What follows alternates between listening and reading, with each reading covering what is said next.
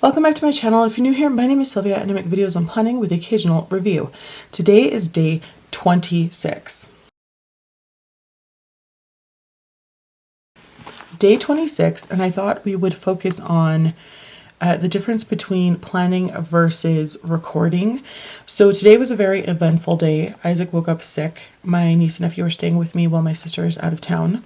I just let him stay home because he wasn't feeling well and I knew he wasn't faking. So I was like, get better, because who knows if this is COVID, and we certainly don't want to give it to other people's children. So he stayed home, or I should say teens rather, because he's a teen. And then Jade, I ended up trying to take her to school, and there was an accident with the bus, right? Or a bus rather.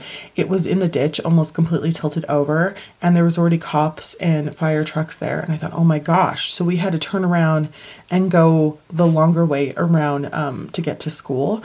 And then we ran into some fire trucks going in the opposite direction. And I thought, man, the world is on fire. I think we should just stay home. What do you think? And Jade's like, yeah. So we had a stay-at-home day, and the kids were doing online school, which meant that I didn't have access really to internet until after they left, since they've currently left now, and we're at almost 6:30 now.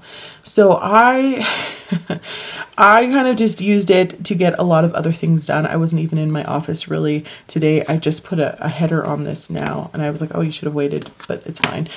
So all of this is actually recorded after the fact, which looks a little bit different than when I'm actually putting down tasks for the day, and then usually all of the notes are at the end. But that's the difference, I think, in the way today is structured, because I just sat down and wrote down some things I had to do today. So what I found out during Jade's lunch, we went to the post office and to the grocery store, was that it was actually the kids' bus, and it was a substitute driver. It's not their normal driver. She's a sweetheart. And he was cited for reckless driving, which was in the paper like 2 hours after the accident. I couldn't believe it.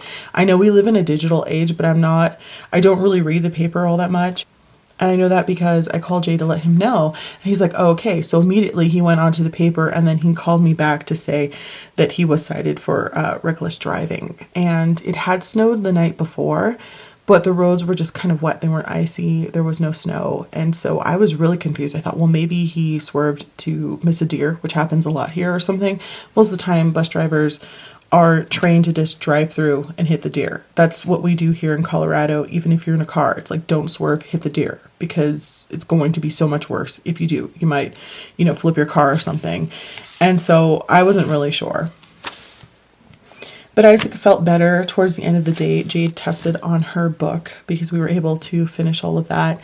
And yeah, it was quite the eventful morning. And so sometimes I have to plan at the end of the day, or I have to record rather at the end of the day, because there's not a lot of time for that. Sometimes I don't have an eventful day. I just wake up, I see that things need to get done. I kind of get in a zone where I'm like cleaning and just getting stuff checked off my list mentally, and I don't write anything down, and then I come back and I record the day. So let me know if you also do something like that, or if you have to have a list, because as much as I am a planner, sometimes I record things.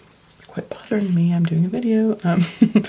Yeah, and I was grateful that I didn't have to go and take my nephew to feed the cats or the dogs or anything like that. Not that it's bad. I just sit there and I write and I read while he does it, which is really great. But because my sister had picked them up around 4:30, and we usually go after dinner. And so that was everything that we got done for the day. Hopefully everyone in the accident, because the bus did hit an SUV, is okay. I was going to wait until this morning to see if there was more information. And I'm a little stressed because, the kids ride the bus to my house. And I was grateful that they would have a weekend before they had to get back on the bus with their regular driver, who again is a sweetheart. So yeah, you never know, guys. So there's that. All right, so don't forget to like, comment, and subscribe. I hope this was helpful. Thanks for watching, and I'll talk to you soon. Bye.